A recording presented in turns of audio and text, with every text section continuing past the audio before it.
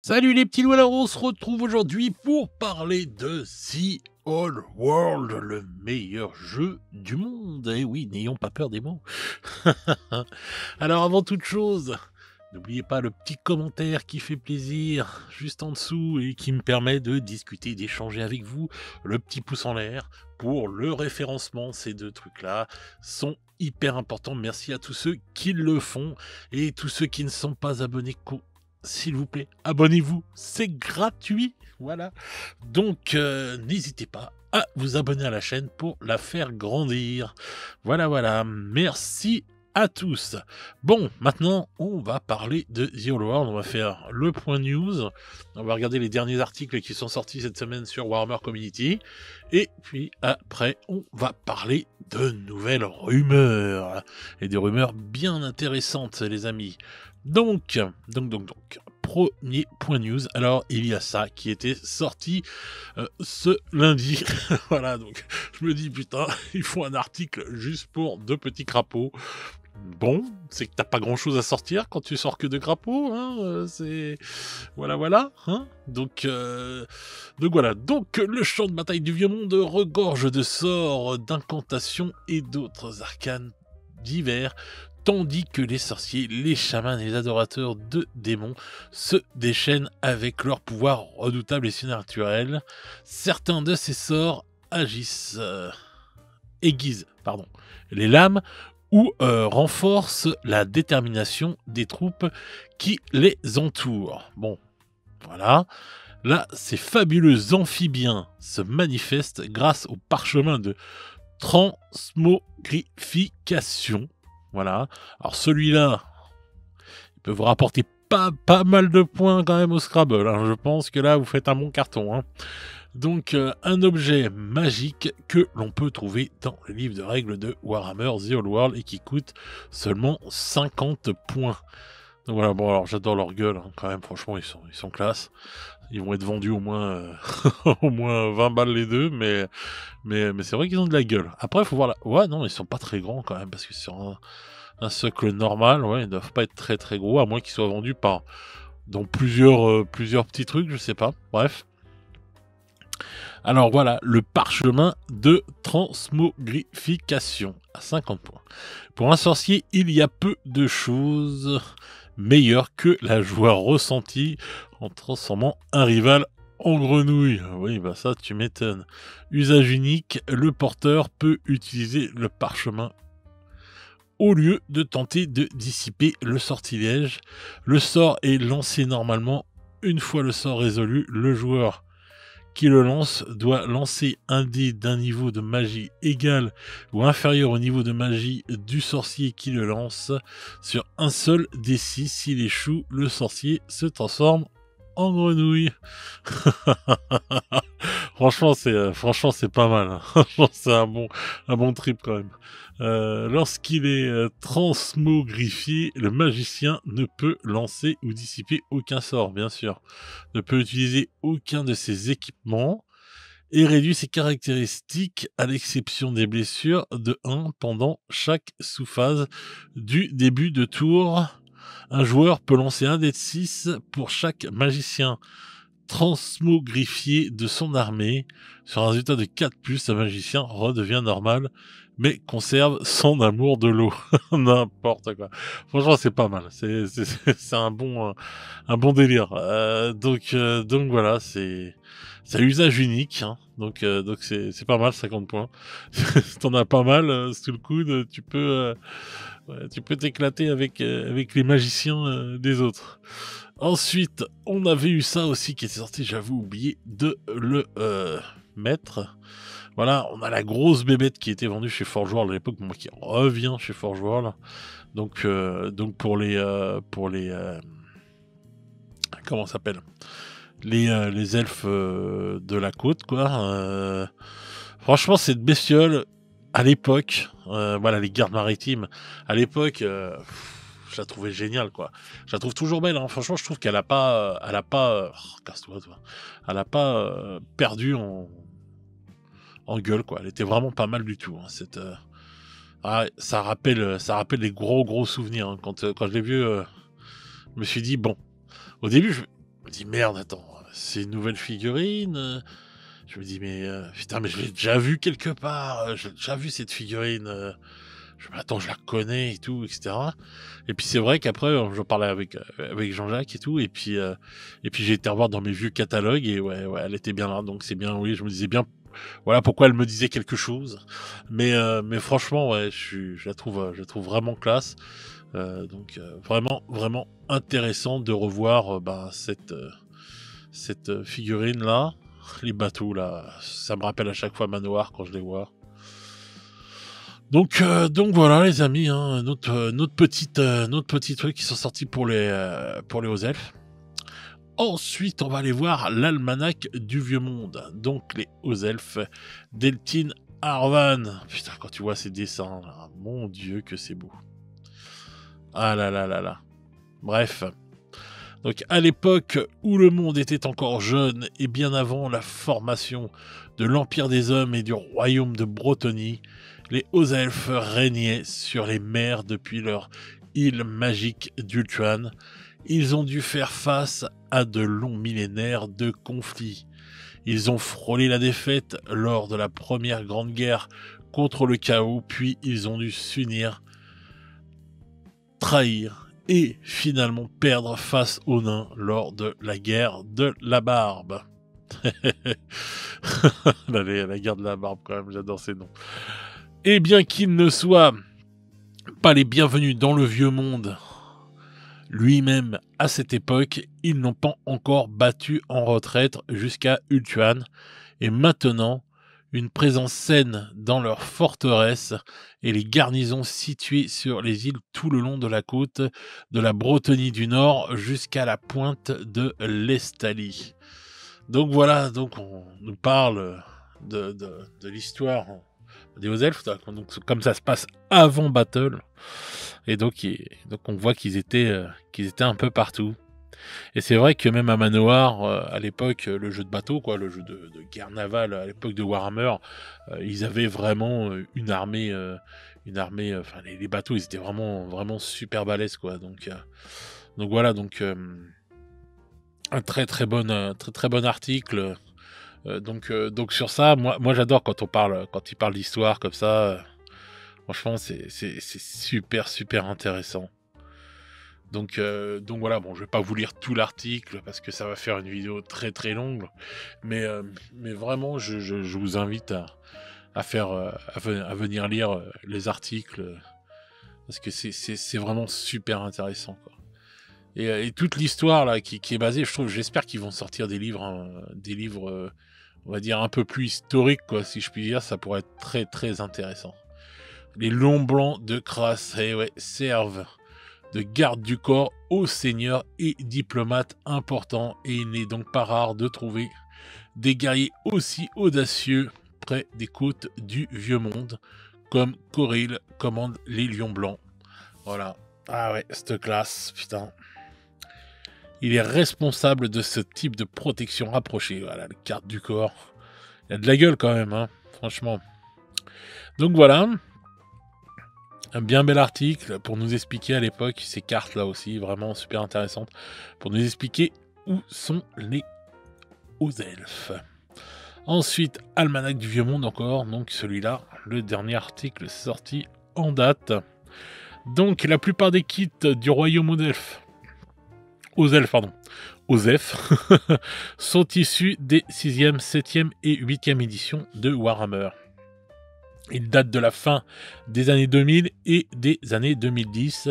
Ils font donc partie de la gamme la plus récente de Warhammer The Whole World. Ouais, c'est vrai que eux, ils avaient eu pas mal de choses intéressantes qui avaient été refaites. Donc vraiment très classe de revoir tout ça. Quand on voit leurs figurines sont vraiment pas dégueulasses du tout, quoi. Je trouve qu'elles ont vraiment de la gueule, elles sont pas vieillies par rapport à certaines autres armées qui, quand même, quand tu regardes les rois des tombes, voilà, il y a des trucs quand même qui étaient un peu plus vieillissants que même si les rois des tombes, c'était pas ceux qui avaient le prix le plus cher. Mais quand tu vois qu'ils ont continué avec les Skaven pendant X années à AOS, quand même, après la fin de Warhammer, au moins plus de 10 ans après la fin de Warhammer, ils ont continué avec à peu près les Hemskaven et tout à AOS ou des trucs comme ça. Tu te dis, voilà, ça me fait doucement rire, quoi.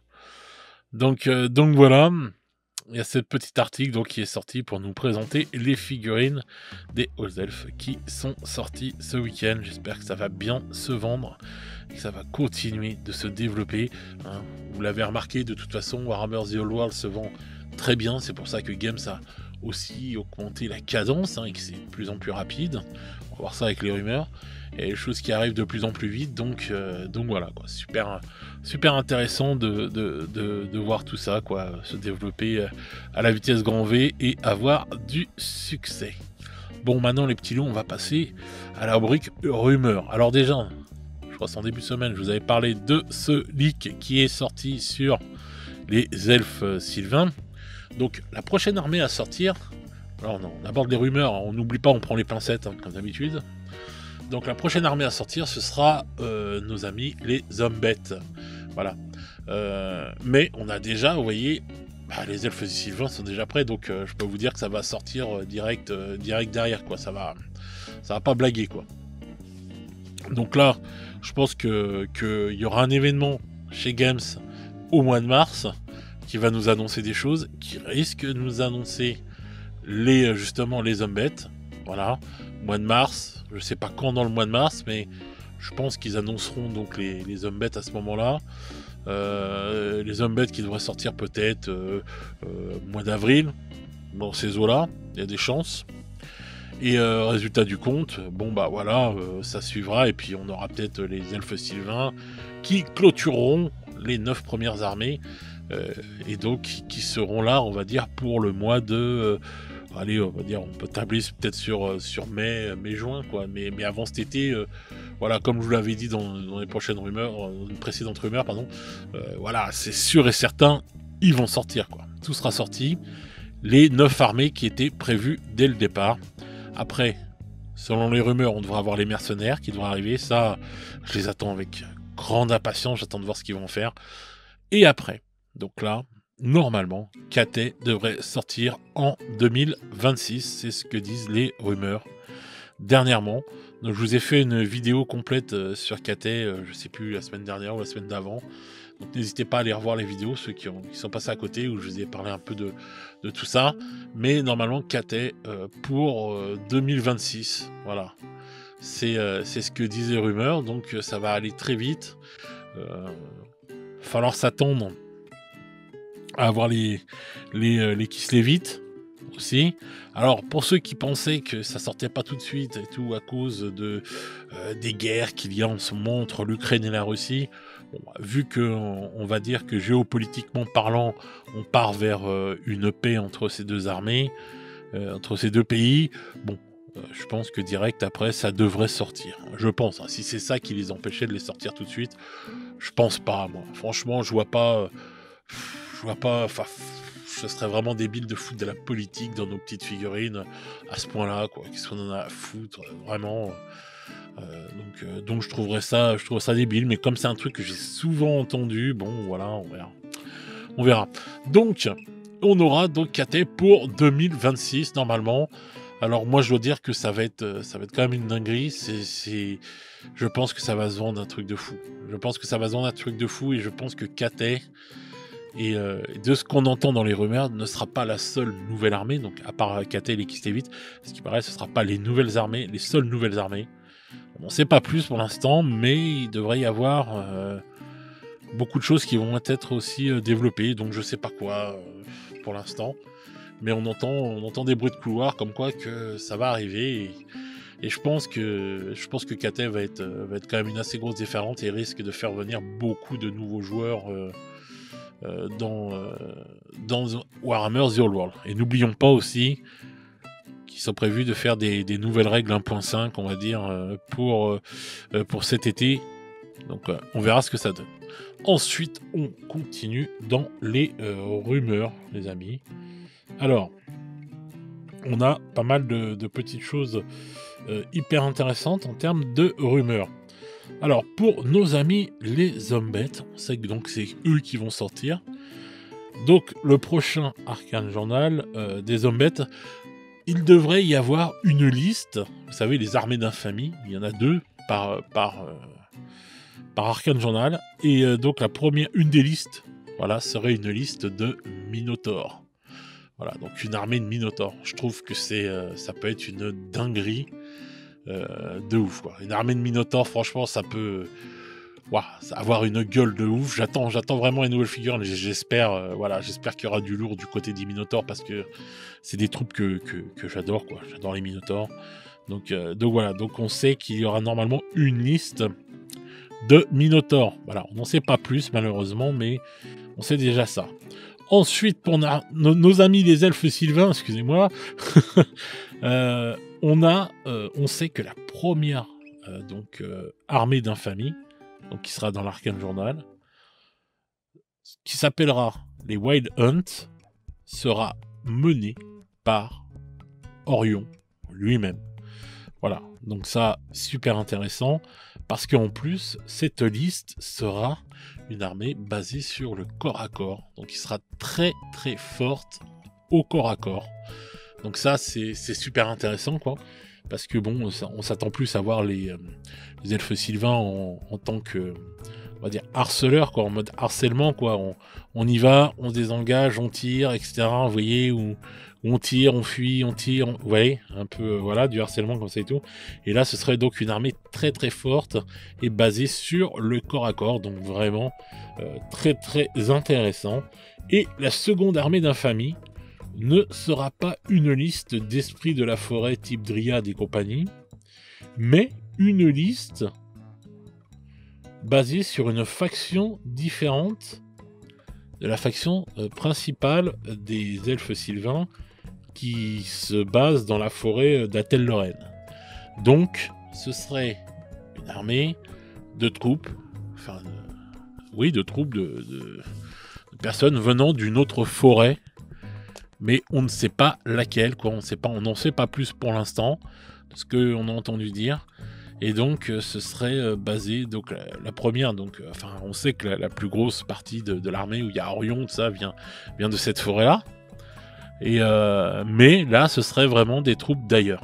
Alors, j'ai trouvé ça sur les Reddit anglophones, mais les personnes n'en savaient pas plus que ça.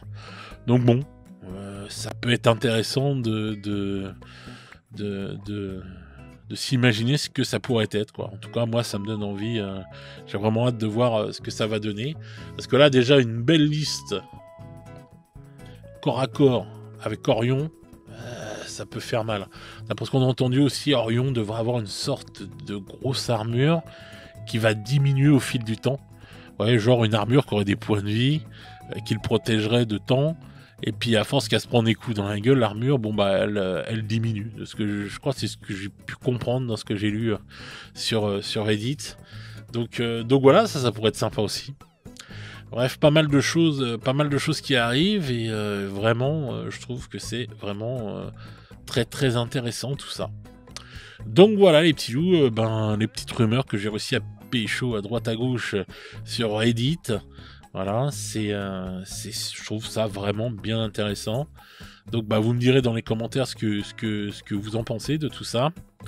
Et parce que là, je trouve que il y a du lourd qui arrive donc pour The Old World et c'est vraiment super intéressant. Et puis j'ai hâte de voir ce qu'ils vont faire des règles cet été. Et puis bon, j'ai hâte de voir les mercenaires arriver et compagnie. Donc voilà les petits loups. Donc vous me direz dans les commentaires si vous avez craqué pour les hauts elfes ce week-end ou pas. Et voilà, ou si vous avez craqué pour une autre armée, dites-moi, hein, ceux qui y jouent, quelles armées vous jouez, si vous avez pris des nouvelles armées, ou si vous gardez vos vieilles armées que vous aviez depuis Battle, voilà. Dites-moi tout ça dans les commentaires. En attendant les petits loups, je vous souhaite un bon week-end, une fois encore, hein, et donc profitez bien du reste du week-end, et je vous souhaite aussi une bonne soirée ou une bonne journée, selon comment vous écoutez cette vidéo. Et nous, on se retrouve très vite pour de nouvelles aventures. Ciao, ciao les petits loups.